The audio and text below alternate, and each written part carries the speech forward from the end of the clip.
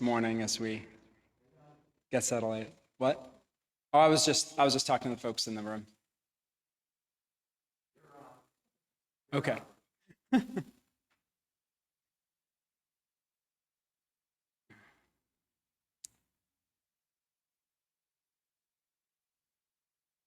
Welcome to the Washington Ethical Society. I am Brian Pashigian, and my pronouns are he, him, and I'm the officiant today. We've been flexible this morning with some technical difficulties, some communication flexibilities that we're staying with, and we really appreciate everyone sticking with us as we get through that process, starting a little late this morning. I feel like there's a lesson in there somewhere for us. We're here for a hybrid platform, but we're actually here for a hybrid platform where we have folks here in the hall, I'm here, and our platform's presenter is going to be presenting from a recorded presentation that they are creating right now, and we're going to get up for everyone during the platform part of the morning. Whether you're here on Zoom or in the hall, watching or listening to the recording later, welcome to everyone. We are one community, unified across time and space as we gather to affirm our values and commit to a better world. If you are on Zoom, please check the chat for tips and a welcome from today's Zoom chat usher. I'll read greetings from our online attendees in just a few moments. In-person visitors, please stop by the welcome table after platform today to speak to our greeter or to membership coordinator, Maceo Thomas. Online visitors, we invite you to send an email to Maceo at maceot@ethicalsociety.org. If you are a visitor watching this recording later, this invitation is for you as well. You can fill out a connection form at tiny.cc/westconnects.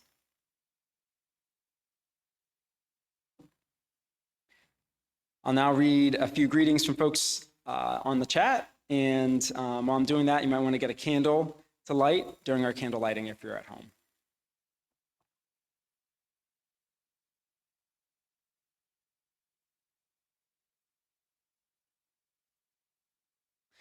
All right, we have got good morning from Judy and Randy, and absolutely, I echo Judy's statement that please be patient with the technical challenges, and thanks, Robin. Let me see. Yay, sound team, the sound is on. Joe's excited about that. We're very excited about our tech and sound team. Absolutely. Sarah Morris says, good morning. Susan says, sounds great. Good morning, everyone. And Joe's saying, welcome, everyone. This is Joe Klein, today's Zoom chat usher. Please say hello in the chat. Thanks, thanks, Joe. We appreciate you being on there and helping guide that. And Robin is saying, deep appreciations to our volunteers this morning, and good morning to everyone.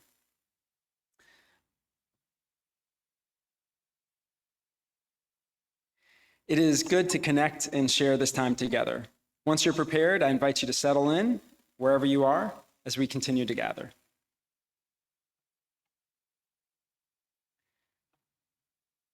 I am very pleased to welcome our guest speaker, Dr. Sacoby Wilson, Director, Center for Community Engagement, Environmental Justice, and Health, Associate Professor at the Maryland Institute for Applied Environmental Health. Dr. Wilson is an associate professor with the Maryland Institute for Applied Environmental Health and Department of Epidemiology and Biostatistics at the University of Maryland, College Park, School of Public Health, where he directs the Center for Community Engagement, Environmental Justice, and Health. Dr. Wilson has over 20 years of experience as environmental health scientist in the areas of exposure science, environmental justice, environmental health disparities, community-based participatory research, water quality analysis, air pollution studies, built environment, industrial animal production, climate change, community resilience, and sustainability. He works primarily in partnership with community-based organizations to study and address environmental justice and health issues and translate research to action.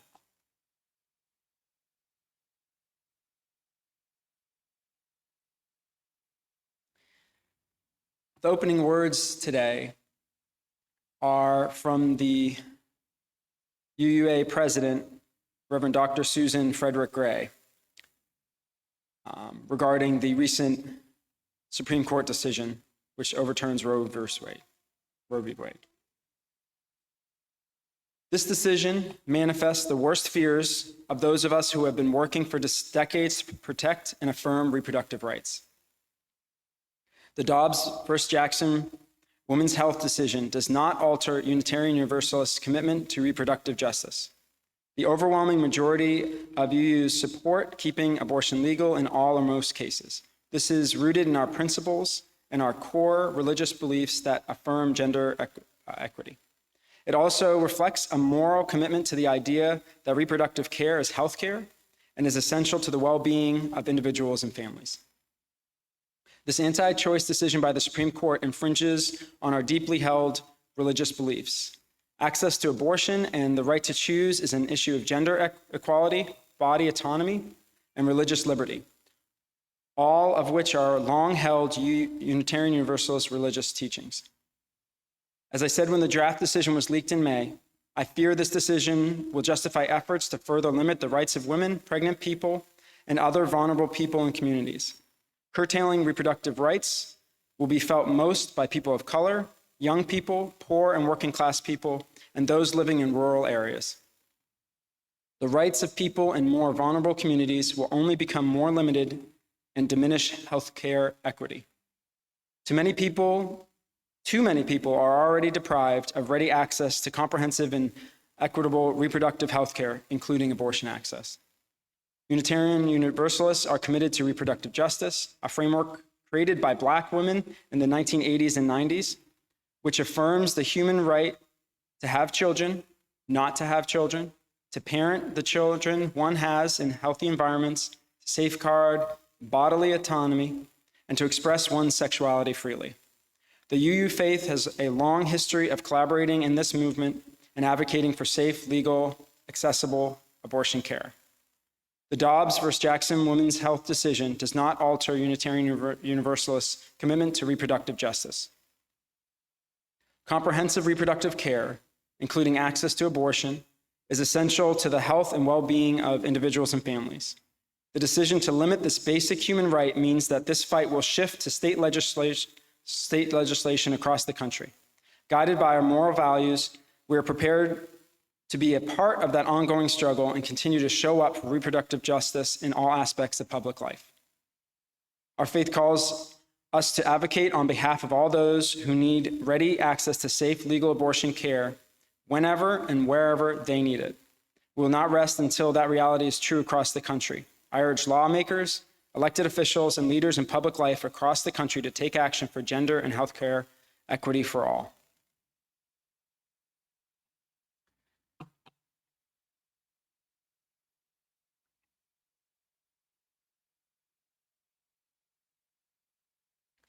The words of Reverend Dr. Susan Frederick Gray, I feel like do better justice than anything we were trying to come up with today, and we wanted to share that as we're both a UUA and American Ethical Union members.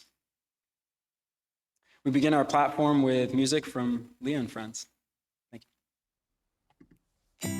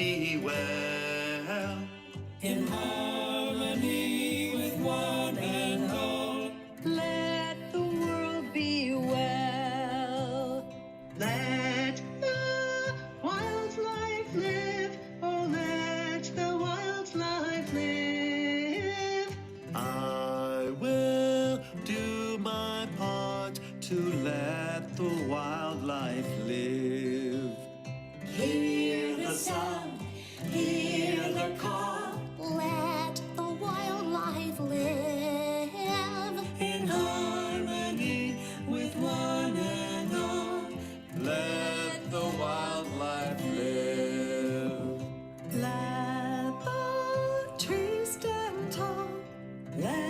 let the trees stand tall. I will do my part to let the trees stand tall. Hear the sound, hear the call. Let the trees stand tall. In harmony with one and all. Let the trees stand tall. Let the air be clean. Oh, let the air be clean. I will do my part to let the air be clean. Hear the sound, hear the call. Let the air be clean. In harmony with one and all. Let the air be clean. Let the seas be blue. Oh, let the seas be blue. I will do my part to let the seas be blue. Hear the sound, hear the call. Let the seas be blue. In harmony with one and all. Let the seas be blue. Let the children sing. Oh, let the children sing. I will do my part to let the children sing. Hear the sound, hear the call. Let the children sing. In harmony with one and all. Let the children sing. Let the world be well. Oh, let the world be well. I will do my part to let the world be well. To let the world be well. Let the world be well.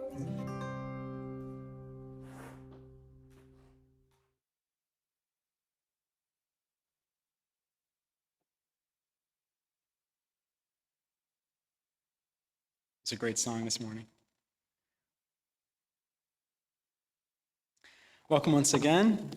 Each week, we read our statement of purpose as a reminder of our shared values. If you're interested in taking a turn to read the statement of purpose, you can sign up at tiny.cc/readsop. Today's reader is Linda Irizarry, our youth coordinator. Welcome on up.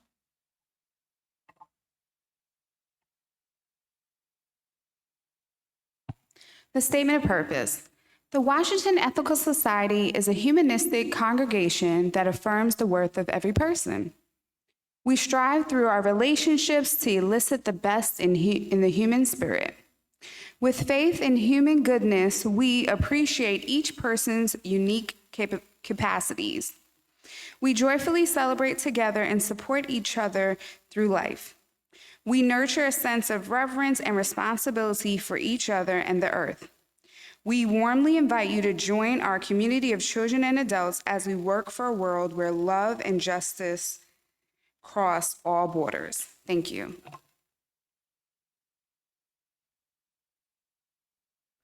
Thank you, Linda. If you're joining us from afar and have a candle at home, I invite you to light it now as Linda lights our community candle and I share our candle lighting words. May we kindle within us the warmth of compassion, the light of understanding, and the fire of commitment to build a brighter future for all. Thank you, Linda.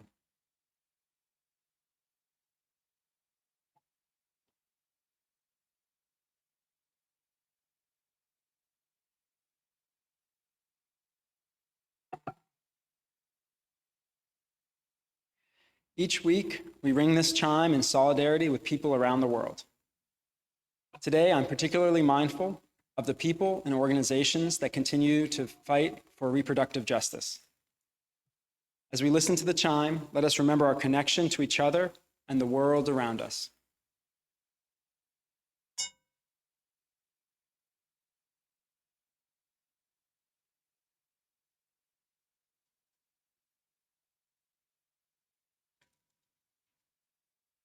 Let us open our hearts to compassion for those who suffer.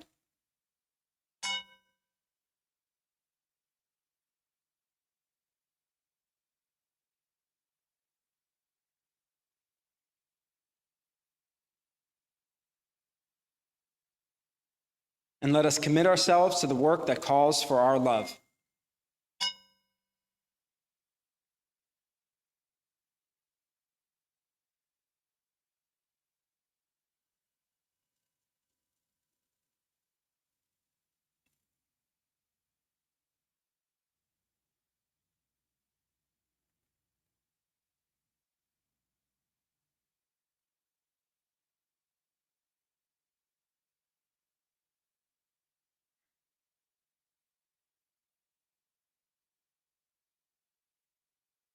Today's meditation is by Nathan C. Walker.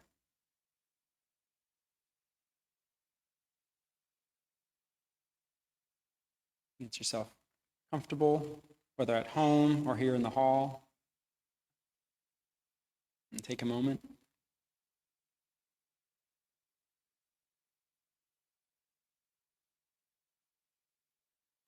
Breathing in, I'm aware of my pain. Breathing out, I'm aware that I am not my pain. Breathing in, I'm aware of my past. Breathing out, I'm aware that I am not my past.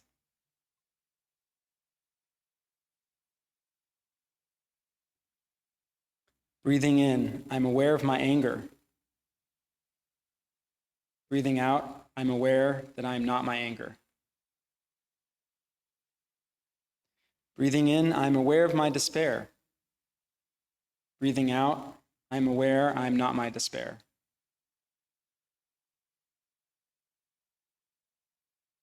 Breathing in, I'm aware of peace. Breathing out, I'm aware that I am worthy of peace. Breathing in, I'm aware of love. Breathing out, I'm aware I am worthy of love. Breathing in, I'm aware of joy. Breathing out, I am aware I am an agent of joy. Breathing in, I'm aware of hope. Breathing out, I am aware I am an agent of hope.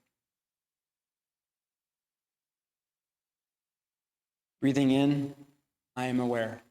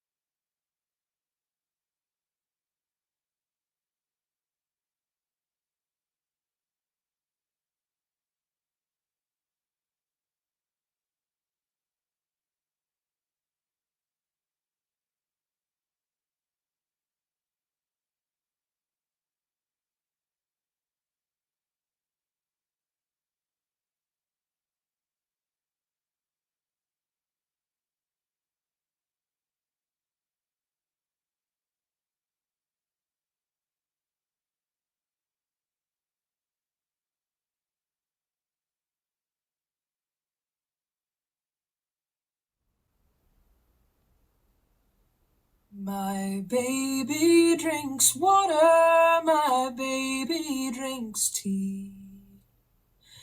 My baby eats an apple from the old apple tree.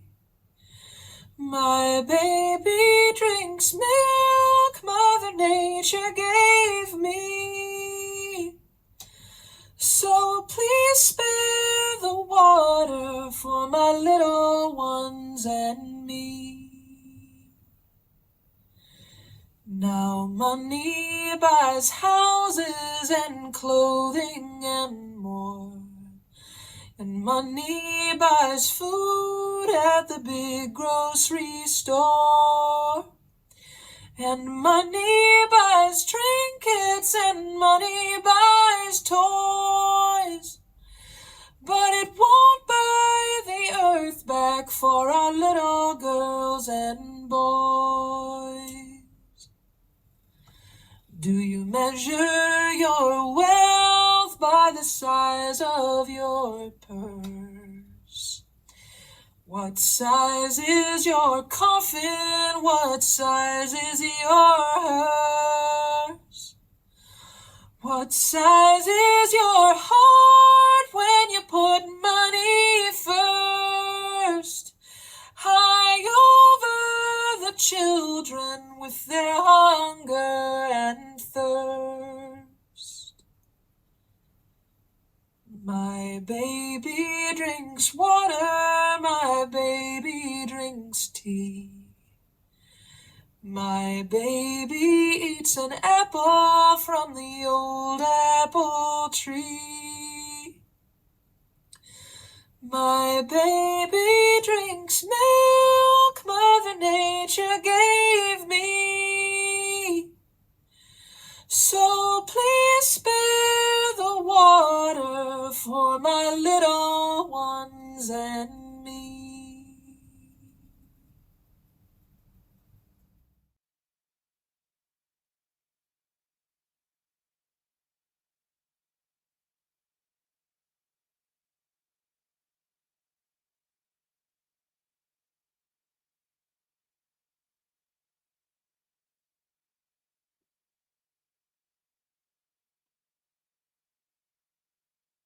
So, first of all, that's a beautiful song. And we are right now working to get Dr. Wilson's platform address up and running. Thank you all for your flexibility and patience. We'll take a couple minutes here. All right, folks, we need a few minutes. So obviously a lot's going on. No? Oh, we're ready? Oh, okay. Sorry about that. We've got a fantastic tech team, Robin, everybody. It's up and running and working. So I'm going to introduce Dr. Wilson, and we look forward to listening to his platform this morning. Thank you.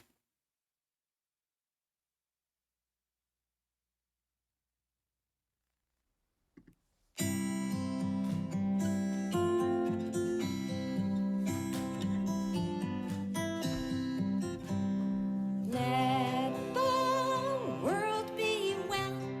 Let Just the kidding. world be well. Not on our fabulous tech team and Robin's hard work this morning, but To let take a the few minutes world today. be well. Hear the sound. Let's see. If you're here local, if you're not watching from far away, it's going to be a hot weekend. But I know that we get a chance sometimes to say hello with the chat, but we don't always get a chance to say hello here in the hall. And certainly our ability to do that is sometimes, a little bit more challenging. But if anybody would like to say good morning and hello, this is a good time for that. And feel free to come on up, because you know what? We should be able to say hi from here in the room as well, not just in the chat. So we'll take a moment, we'll say hello. Working hard on getting the platform up. All right. Well, thanks for having me. Oh, it does look like it's getting close, though, if I'm seeing. Let's see. Adam, if you want to come up here for a moment and say hello. Sure. So hello, everybody in the hall. Thank you so much for coming today. Two things I wanted to let people know about. For members, please remember to cast your ballot before 12 noon today. for our board elections. And for those who are interested, our science fiction book club is meeting today at 1 p.m. on Zoom. The Zoom information for that is in the news and notes, or you can just go West Sci-Fi Book Club, or what is it, tiny.cc/West Sci-Fi Book Club, and that will get you there. So we hope to see you there. And again, please remember to cast your ballot. I'm looking straight at the camera here. I'm looking right at you all. We had, last time I looked on Thursday, there were 97 out of 300 members who had cast their ballots. So if you have any questions about how to cast your ballot, please reach out to LLDC@ethicalsociety.org, and hopefully our delightful Zoom usher will be able to put that into the Zoom chat. Again, if you have any trouble finding your ballot, casting your ballot, worries about how the ballots are being counted and or stored securely, please reach out to LLDC@ethicalsociety.org. With that, I'm giving it back to Brian. Thank you. Knowing Adam, I believe that he's engineered the entire challenge this morning just to make sure his announcement came through before the end of the day when maybe we're paying less attention. So it's an important point. As we're working hard on this, I do appreciate everyone's patience. And one of the things I want to say, I can just reintroduce a little bit of Dr. Wilson and some of the background there. I am aware, and I could get this wrong, but I'm aware that the Earth ethics team here at West has worked very hard to, has been looking forward to hearing Dr. Wilson's talk and the work that Dr. Wilson does in general. And a lot of the things that he's committed to and researches and does on an academic level, we try here at West to implement on a community level. And just to give a little of that background again, so Dr. Wilson is directs the Center for Community Engagement, Environmental Justice, and Health. And that's something that we're committed to here and looking forward to continuing to push ourselves as a community to make a difference. Be perfect, Earth Day and different things that we do here, but we really do want to think about these things and really understand the intersection of health, environmental justice, health equity. A lot of these things obviously intersect strongly, and you really can't ignore one and consider the other. Potentially, let's see here. Maybe I can just check with our tech teams, if this is something, couple minutes, we're looking really positive on this. Thank you for hanging in with us. Sit tight, take a deep breath, and we're looking forward to have this start. Okay, looks good. I was about to get started on some of my dad jokes, so you are saved from that. I'm ready. Looks like we're about to go here. Let me just see if there's any other chats, any other messages in the chat. Let's see. All right, we're ready? Okay, excellent. Thank you all for your patience.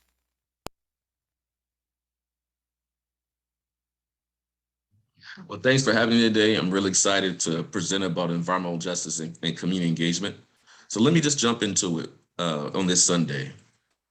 What is environmental justice? First, before I talk about environmental justice, we have to talk about why we have environmental injustice. When we think about environmental justice, one of the major drivers of it is racism. Racism in America today is an important issue. Racism is baked into the walls of a lot of our policies. Racism America is America's apple pie. You have to talk about racism in the history of this country, the stolen bodies of Africans used to build this country, and then the stolen lands of our indigenous brothers and sisters, where we built what is today America, right? Right now I'm on the lens of the Piscataway people, but we can't talk about where we are as a country without talking about two of those issues, right? With slavery and what we did to indigenous peoples. And so environmental justice as a movement is a social movement that's fighting against structural racism, environmental racism. It's about what we live, what we work, what we play, what we pray, what we learn. Let me say it a little bit slow for y'all. What we live, what we work, what we play, what we pray, what we learn. Environmental justice movement is a social justice movement. It's a child of the civil rights movement. This year is actually the 40th anniversary of the Warren County polychlorinated biphenyl PCB landfill fight in North Carolina. And that's where folks fought against a landfill, unlined landfill from being built in this primarily Black, rural, low-income community that had limited power, right? That'll be in, I believe, September of this year. And that was one of the national events that brought environmental justice to the forefront. And the movement really started in the church. Again, I said the environmental justice movement is a child of the civil rights movement. So I always like to talk about Dr. King as being the grandfather of the environmental justice movement. Y'all remember 52 years ago, this past April, Dr. King was assassinated in Memphis. And what was he doing in Memphis? He was working with men who were being treated less than human, right? Men were carrying around signs that I am a man. They were saying, recognize my humanity. They were dealing with labor issues, as sanitation workers were dealing with labor issues. They were walking around with waste on them, right?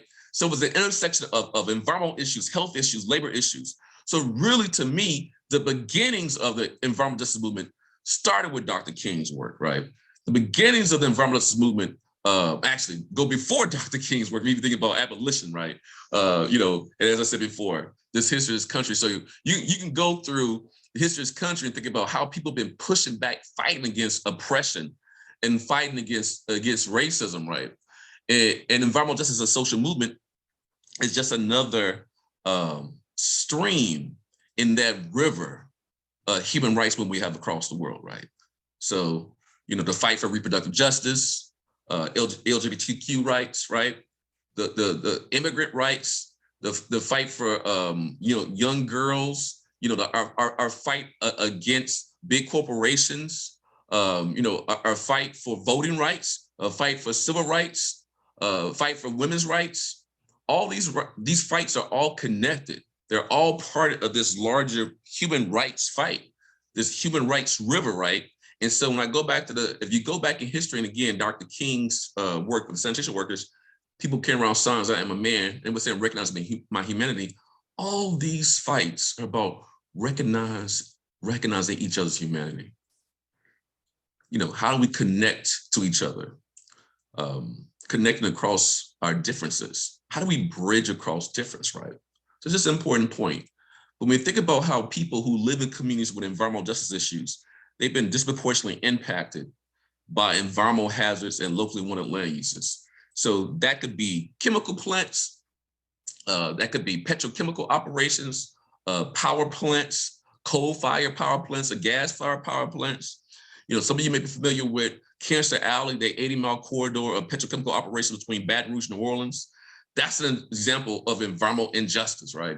You may be familiar with industrial chicken farming in Maryland, also Delaware. For those of you who go to Rehoboth Beach, my favorite beach, you're gonna drive by chicken farms. You see, what's that smell? Well, you're smelling pollutants associated with chicken waste. You're smelling nitrogenous compounds. You're smelling ammonia.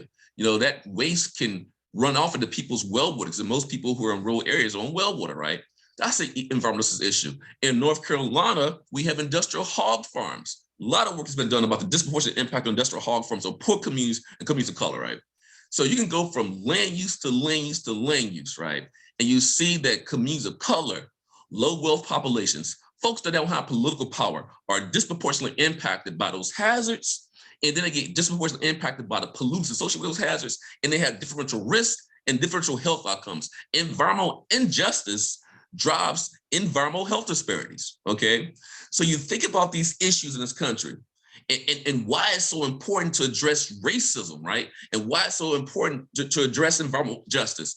You see community to community in rural areas, in urban areas. Our indigenous brothers and sisters are dealing with, mining issues, right? And the history of mining and mine tailings, right? And we think about even this pandemic with COVID-19. I actually like to, slow down a little bit for y'all and say, we're not in a pandemic, we're in a syndemic. That's multiple pandemics. And the reason why I say that is think about the folks who've been impacted the most by COVID-19 pandemic. 9 of those 10 essential workers that gone out, transportation workers, folks who working in the hospitals, folks who work in nursing homes, folks who doing restaurant work, folks who doing service work, 9 of those 10 workers are folks of color. So they're disproportionately impacted by COVID because they have to go into environments where they may have higher exposure, right? They may be in closed settings and have higher exposure risks. But COVID-19, this pandemic, has made visible the people that our policies have made invisible. Let's go back to our indigenous brothers and sisters who live on reservations, for example. Even though in the US, more Native Americans live in urban areas now than reservations. Those Native Americans still live on reservations. Folks have said, well, you know what? You gotta wash your hands, okay? When it comes to hygiene, I'm in public health. Wash your hands to reduce, sort of the viral load, right? Of SARS-CoV-2. Well, if you're not living on a reservation, you don't have access to running water. How are you gonna wash your hands if you don't have access to running water? That is a major environmental justice issue. The fact that folks globally don't have running water, people doing open defecation, right, in other parts of the world, that's a huge issue when it comes to wash issues, hygiene, sanitation issues. That's an EJ issue. But in the US context, we still have folks who do not have sewer and water infrastructure. Go to Lowndes County, Alabama, where they're straight piping waste out of their trailers, out of their homes up to the ground. Go to Uniontown, Alabama. When you flush your toilet, your waste goes to a sewer treatment plant. In Uniontown, whose per capita income is around $12,000, when they flush their toilet, their waste goes to a containment pond.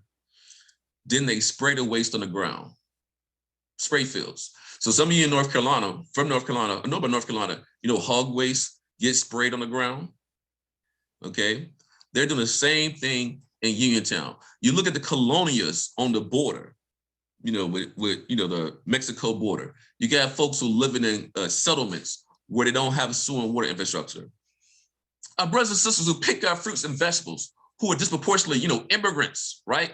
Coming from Central America, South America, right? They don't have access to water. You got post-slavery Black neighborhoods.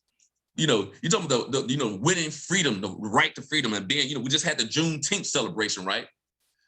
Think about it, the history of Black folks in this country, enslaved, freed. Then you had the Jim Crow, era. You had the whole, the Reconstruction, the pushback with Jim Crow. Now you got the new Jim Crow. I would say environmental injustice is the new Jim Crow. You got these post-slavery Black neighborhoods in rural areas who do not have access to sewer and water infrastructure. You can go to Denmark, South Carolina, Mebane, North Carolina, go back to Uniontown. So you got parts of our country in rural areas, and I'm talking a lot about this, but environmental injustice is just not an urban issue, it's a rural issue, where folks don't have access to publicly regulated sewer and water infrastructure to basic amenities. That is a major environmental justice issue. So you think about these issues, when you think about environmental injustice, you have folks who live in communities that have limited power, right? Limited voice. So your economic power equates to your political power. And then also the cumulative impacts. Let me get into the science a little bit. So you got communities that are dealing with these multiple facilities, multiple hazards, right? Let's go to Baltimore, for example, Curtis Bay. Some of you may know about Curtis Bay, South Baltimore, where they have port activities, right? The port goods come in. They had a coal pile explosion, coal that we burn, explosion at a facility, CSX facility several months ago. They have train traffic that comes through, big truck traffic, right? And they have these super polluters. They're emitting stuff to the air, water, and soil. So they've been exposed to the air, water, and soil. You can be exposed to inhalation, right? Ingestion, skin exposure too. And they're being exposed to multiple chemicals. So the cumulative impacts of multiple hazards, the cumulative impacts of being exposed to multiple chemical agents, right? Like mercury, light particulate matter. Think about what is particulate matter. Let me just slow down a little bit for y'all. A lot of communities in urban areas that are disproportionate communities of color, they have highways and byways that dissect their communities. This is partly due to the National Highway Defense Act of 1956, where on purpose, they built highways and byways through these communities. Baltimore was the first city in the country that had racism-based zoning. It got thrown by Supreme Court. But why Baltimore has his current kind of settlement pattern, social pattern, development pattern is because of that. So these highways and byways were built through these communities. You go to DC, you'll go to Baltimore, go to any major city. Folks of color disproportionately impacted by highways and byways. And so getting back to particulate matter, why is that important? Particulate matter, dust in the air, is a combustion byproduct. When we combust fossil fuels, when we combust, gasoline, diesel, particulate matter is one of those things that's produced. It is a criteria air pollutant. So the EPA measures particulate matter. PM10, which is 10 microns, it's the big stuff, the stuff you sneeze out, the stuff you may see in your car, the stuff that causes smog. And then PM2.5, that's the small stuff. PM2.5 is a very dangerous pollutant when it comes to public health.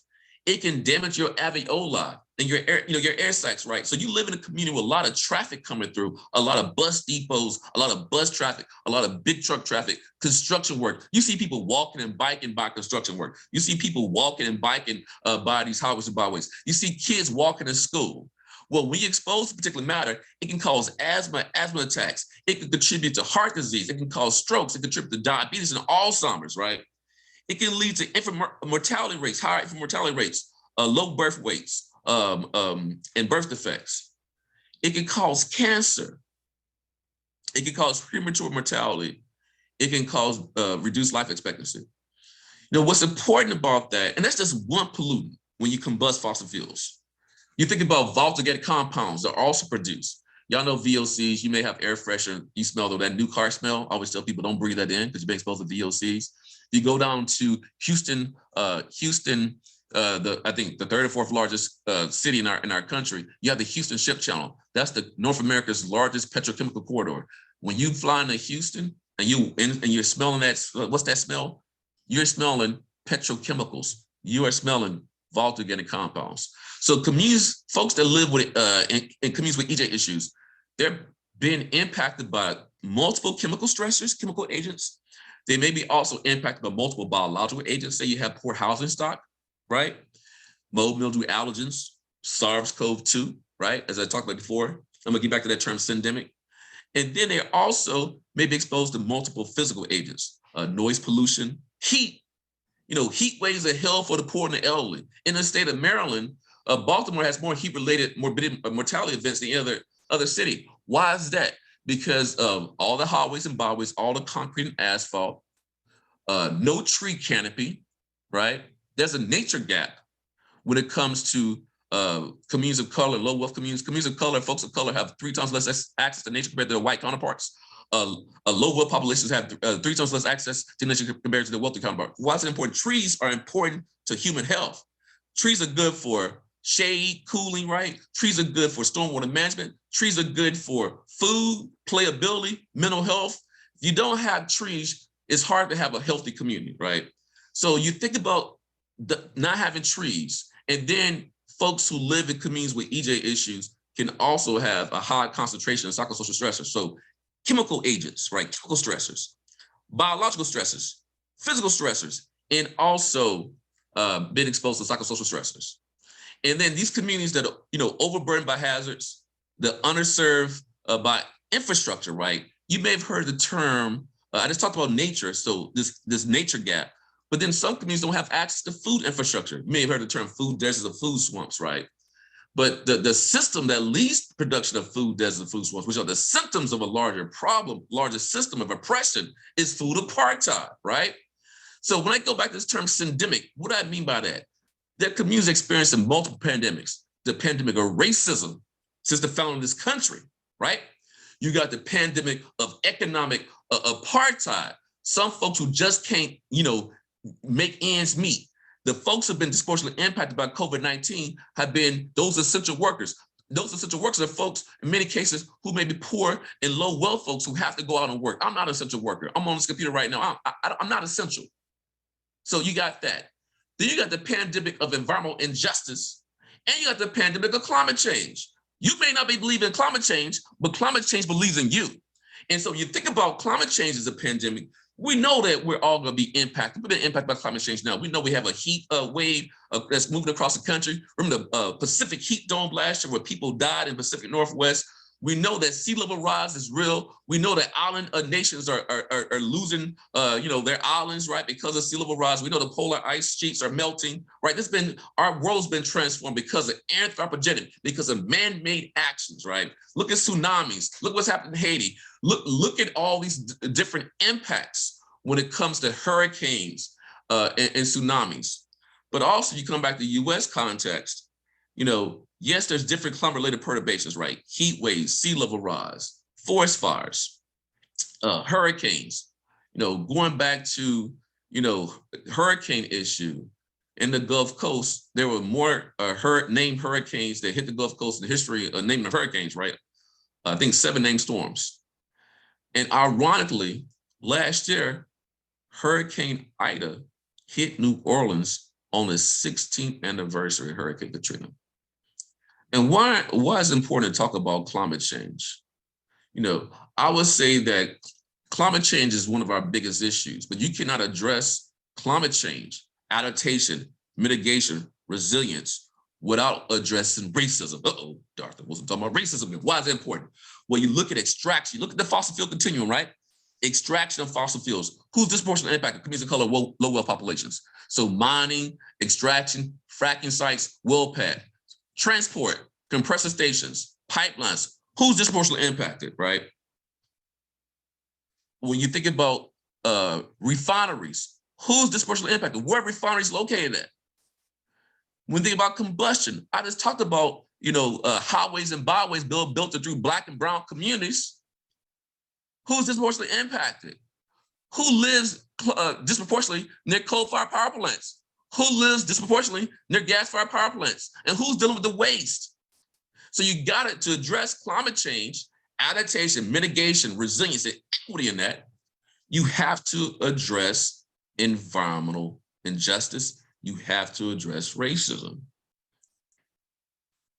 There are folks who are going to be differently impacted by climate change.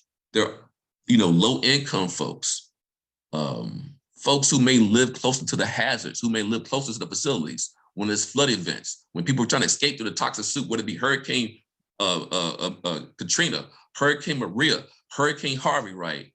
You have people who are going to be more vulnerable, children and elderly more susceptible, but people are going to be more vulnerable during these events. Folks are more vulnerable during forest fires. We have to make sure we focus on the least of these. Those people are most vulnerable, like the Pope's encyclical, right, on climate change. His encyclical talks less about climate change and more about protecting poor people. We have to prioritize poor people. We have to prioritize low wealth people when it comes to addressing the issue of climate change, right? And when it comes to preparedness, when it comes to response, when it comes to recovery, we have to focus on equity, justice, and health when it comes to climate change.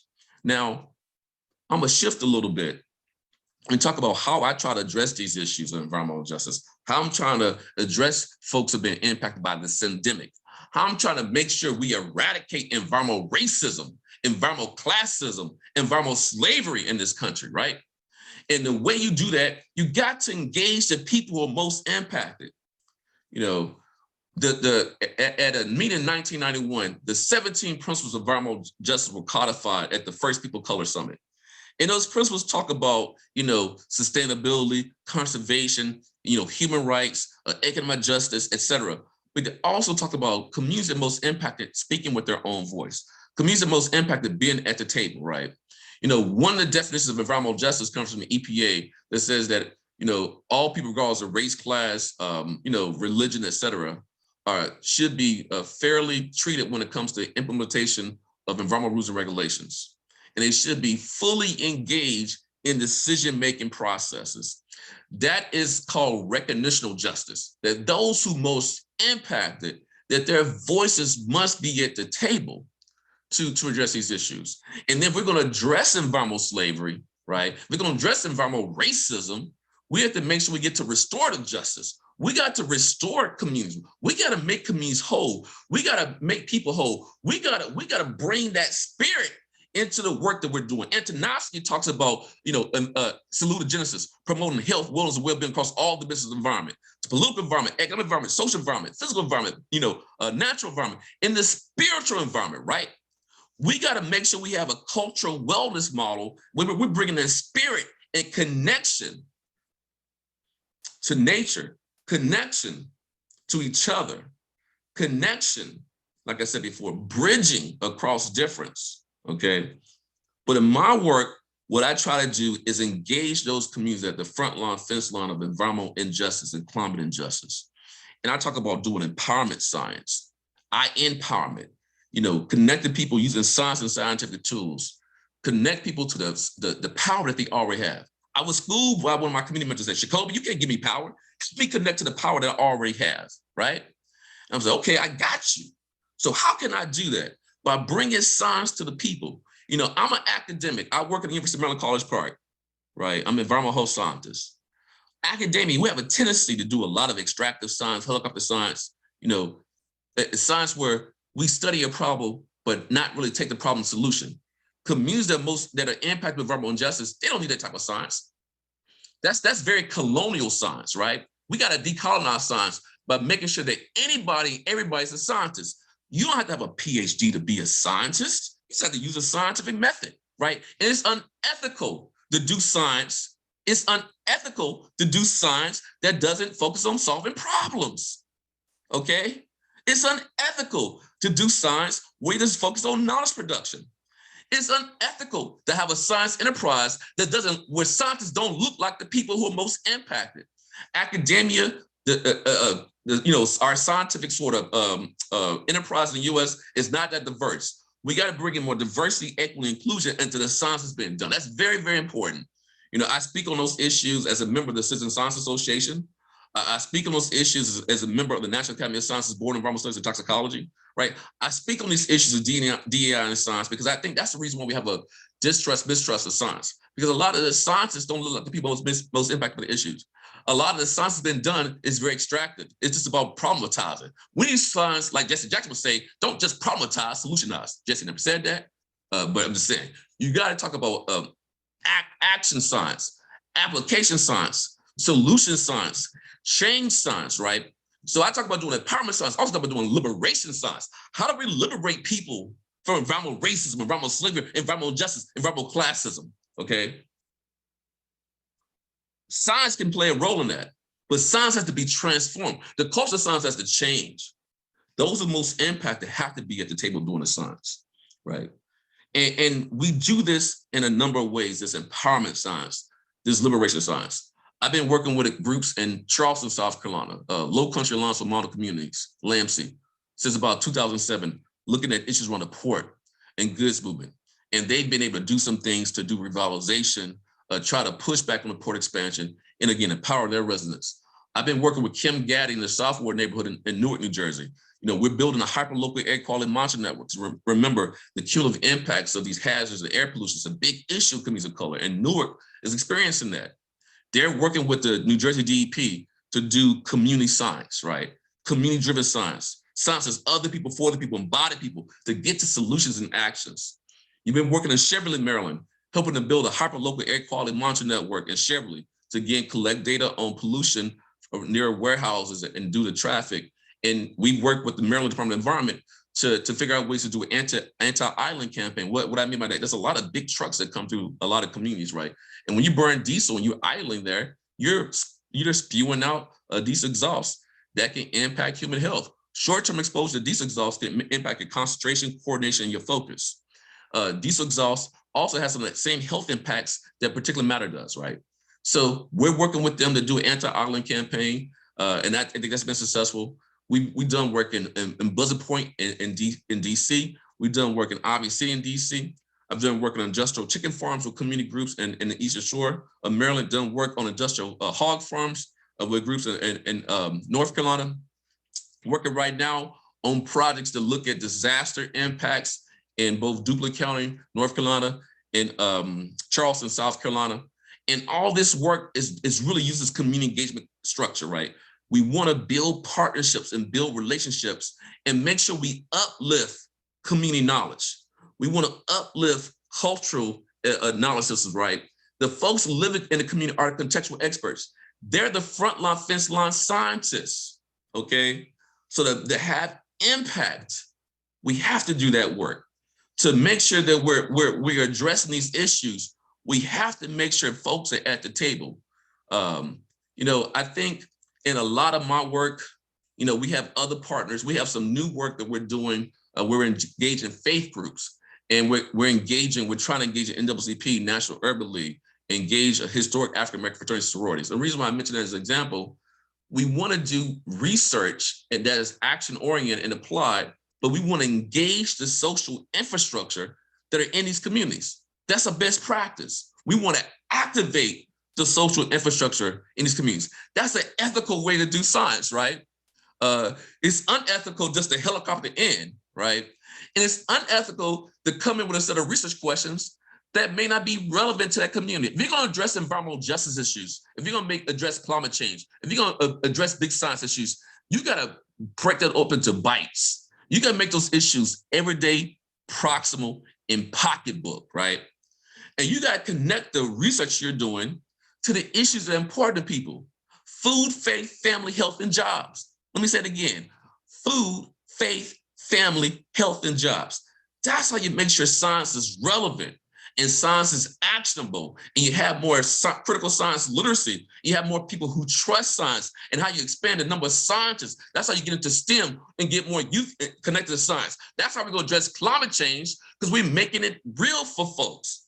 Climate change is not happening later with the projections. People being dying from climate change right now. The biggest reason why you have so many refugees, folks have been displaced in this world right now, is because of climate change. The reason why you have so many brothers and sisters who are trying to come to America for jobs from Central South America is because of climate change. You see what climate change is doing across the world, right? We see floods, we see tsunamis, right? We see hurricanes, we see droughts, the drought in California. You see record-breaking forest fires in California and other parts of the world. We have to make sure we make climate change real to folks, not the later, it's the now, right?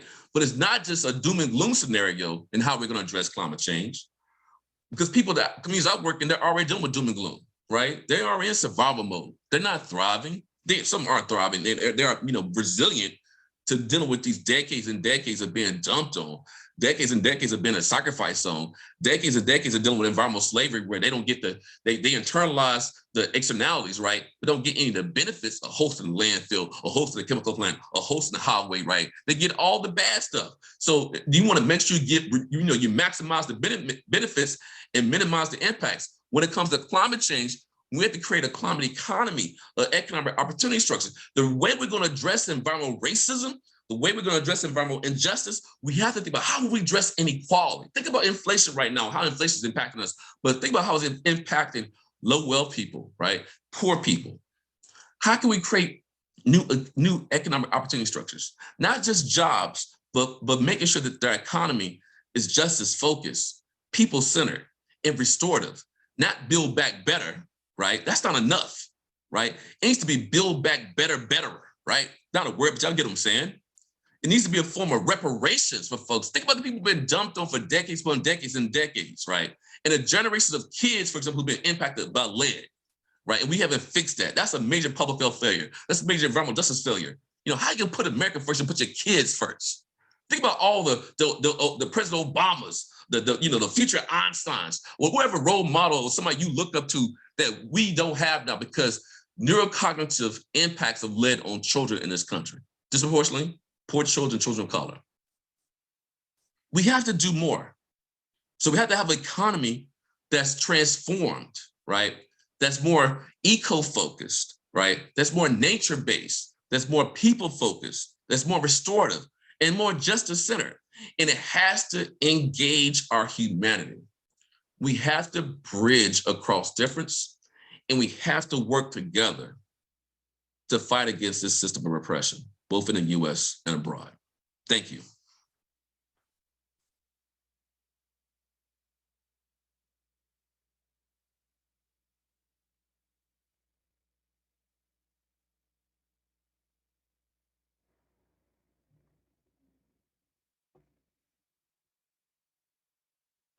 Thank you to Dr. Wilson for very informative and passionate presentation this morning about the needs that we're facing and the intersection of a lot of different challenges, including racial justice with environmental justice. I liked when he said, you might not believe in climate change, but climate change believes in you. So we want to introduce the musical response, Troubles the Water by Leah Morris. Good morning, Wes. This song is called Troubles the Water, and like Kippin's share this morning of My Baby Drinks Water, it was inspired by Standing Rock and Detroit.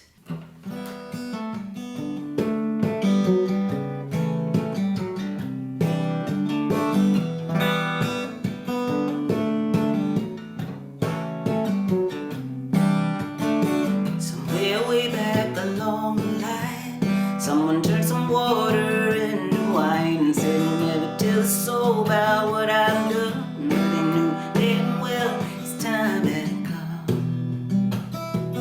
Troubles the water, troubles the water. Lord, just open the sky and let the rain begin. Trouble ain't the water, it's your brother man's sin.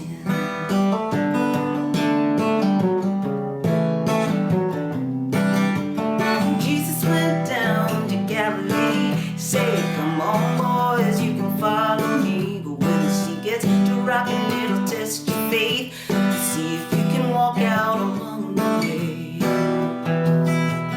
Troubles the water, troubles the water.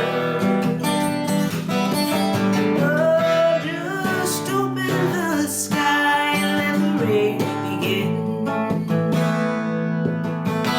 Trouble ain't the water, it's your brother man's sin.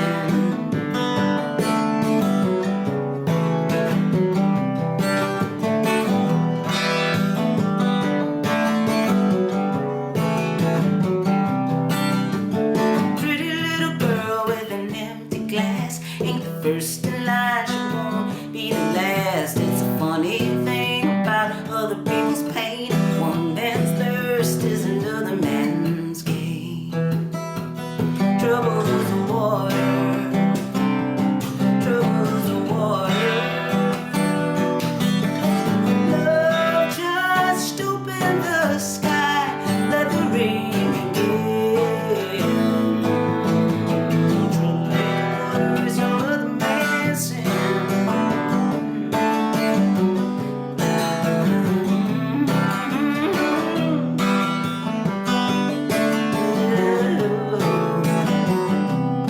It ain't me,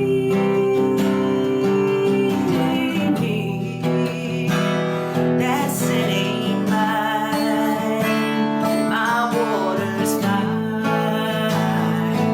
Oh, say, can't you see? This ain't one of them things that Jesus gonna fix, 'cause he don't do math or politics. Somebody said our Father's got it all in his hand. Won't you help me, Jesus, just to make a stand? Now I lay me down to sleep, say a little prayer for those who weep, with their dull dark eyes turned to the sky. Mama throat so parched she can't even cry. Troubles the water, trouble is water. Love, just open the sky and let it drop falling.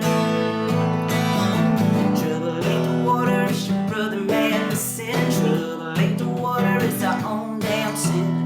Trouble ain't the water.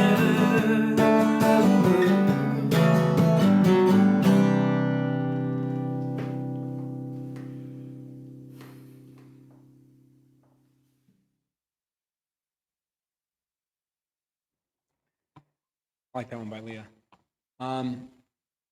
This is the time when we add our own voices to the morning, sharing our reflections on the platform or what resonates in our own lives.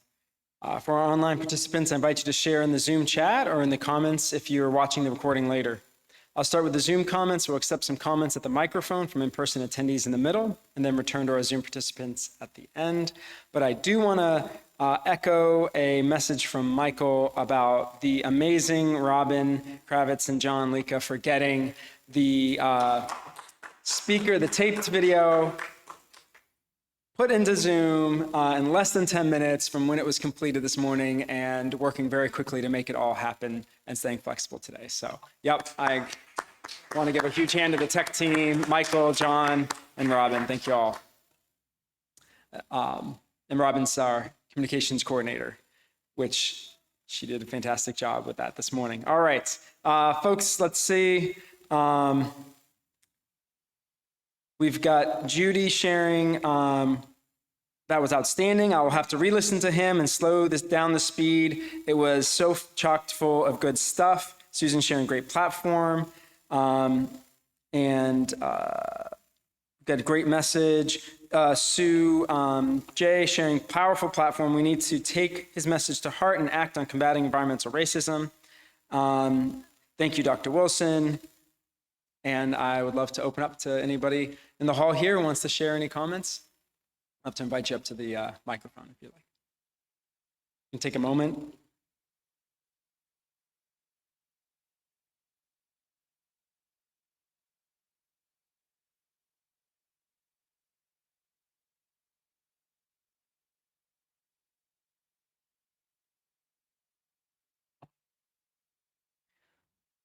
All right, thank you, Peter.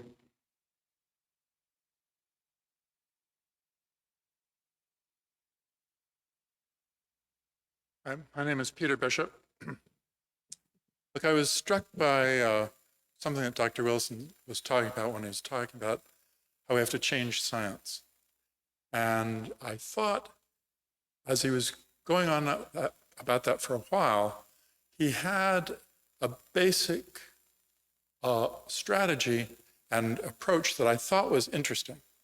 And that is, he said, look, you have to focus on food, family, faith, health, justice, and jobs, okay? And that it's very important for scientists as they're trying to find solutions. And I also liked his, of course, I'm an engineer, you have to understand. So my science is an engineering science. It's not really science. And so we do solutions like all the time, okay? And so I very much second his suggestion that science should not just be looking at problems, but also be looking at solutions. And to focus on those issues that he talked about, I thought was very, very important, and that scientists need to be doing more about that. I also want to share with you that I also am frustrated with the institution of science, because it's a human institution, and like every human institution, it does not meet up to our ideals of what it should be doing. And there are all kinds of reasons for it. As someone who's struggled a little bit at a personal level with regard to this, I've tried to come to understand as many of the problems and what causes them as possible, and what can I do in my own way to fight against it. And I just want to encourage those who want to do this, that is part of the struggle. And it is an important part of the struggle. And I just met someone the other day who should not have given up on that struggle, but had. It's important not to give up on that struggle. And obviously, Dr. Wilson has not. Thank you.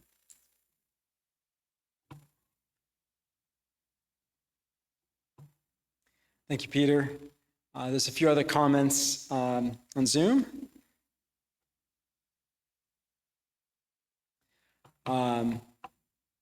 Thanks, Robin.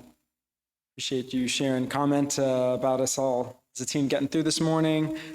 Joe shared, Dr. Wilson is a very powerful speaker. Solutions are tough. Chicken farms and pig lots, where can they be put? It won't be in more prosperous areas, of course. If we stopped eating chicken and pork, that could help. Trang shared, Dr. Wilson reminds me of the intersectionality of racism and sexism with reproductive rights, environmental justice, and other inequalities. We cannot separate all these without untangling all the ways they are connected. Thank you to the Earth Ethics team for bringing this speaker to Wes.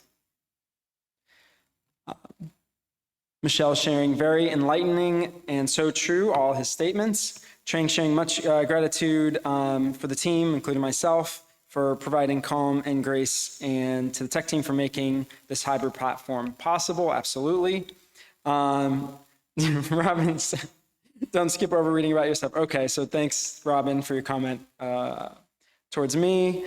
Joe, I went to, so this is Maceo. Joe, I went to grad school with Sacoby, and that was when I was first introduced to environmental injustice. The pig farms in North Carolina were a big issue we studied. I have not cut out meat, but I do use some of the meat substitutes beyond impossible to begin to move my methane production meat consumption down. Thanks, Maceo, for the comments. All right, all, appreciate the comments. If there's nobody else in the hall, thank you to all those who shared their thoughts and attention this morning.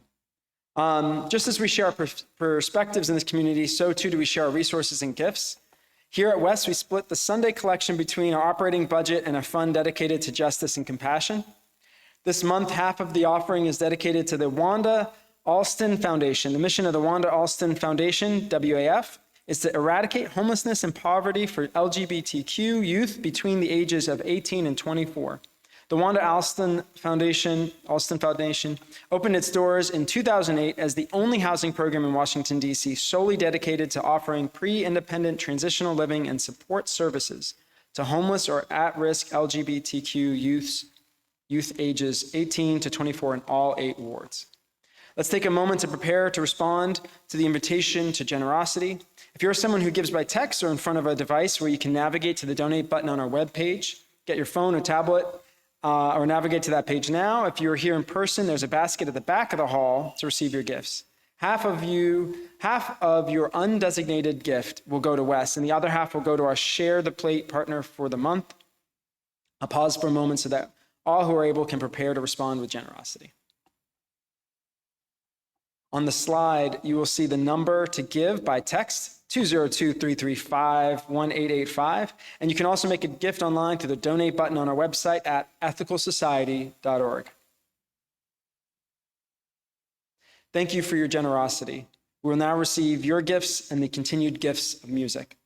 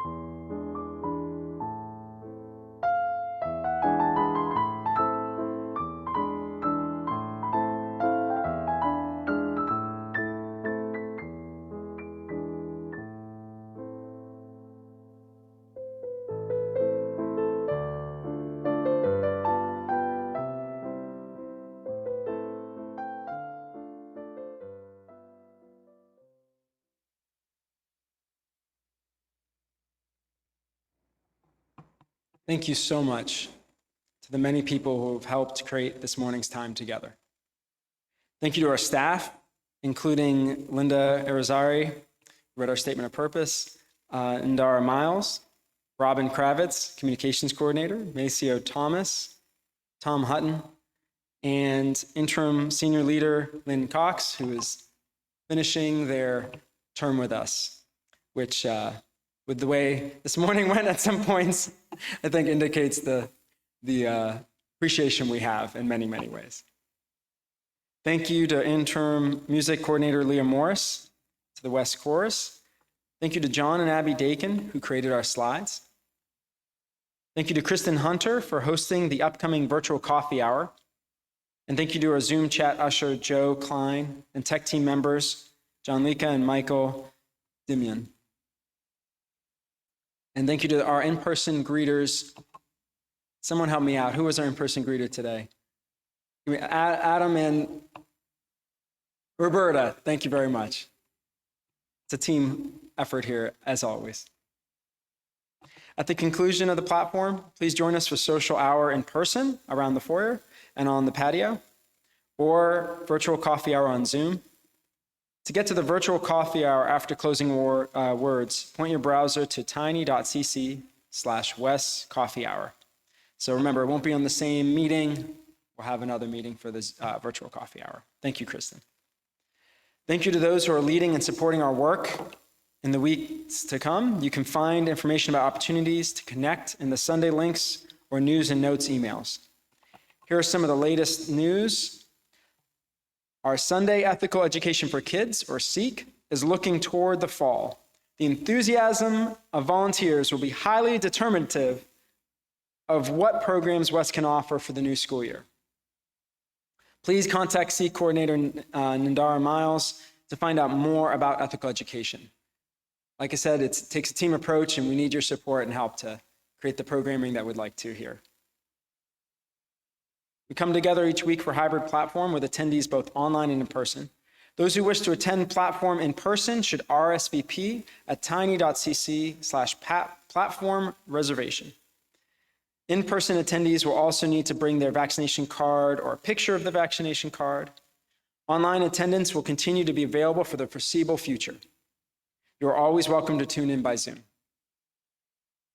There's a lot going on. You can see the calendar with upcoming events on the Wes website. And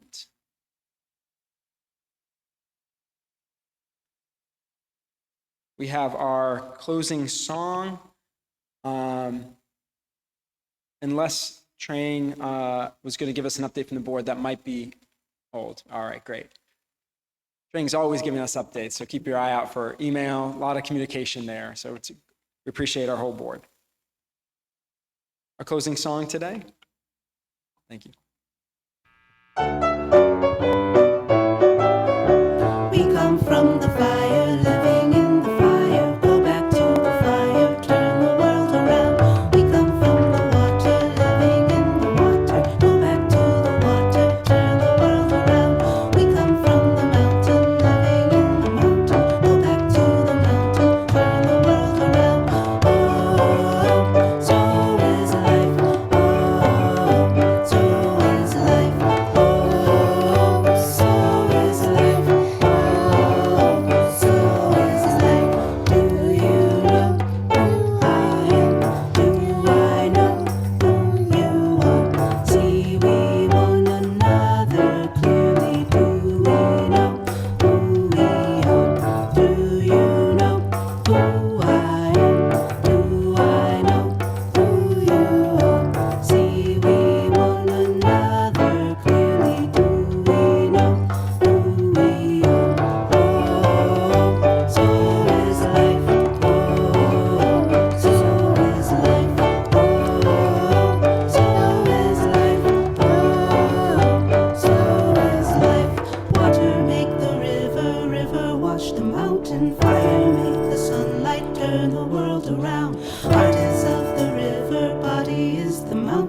Spirit is the sunlight, turn the world around. We are of the Spirit, truly of the Spirit. Only can the Spirit turn the world around. Oh, so is life. Oh, so is life. Oh, so is life. Oh, so is life. Oh, so is life. Oh, so is life.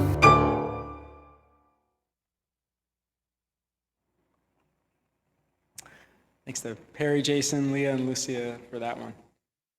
A few brief reminders. As we close, if you are new to our community, please send an email to our membership coordinator, Maceo Thomas, and introduce yourself.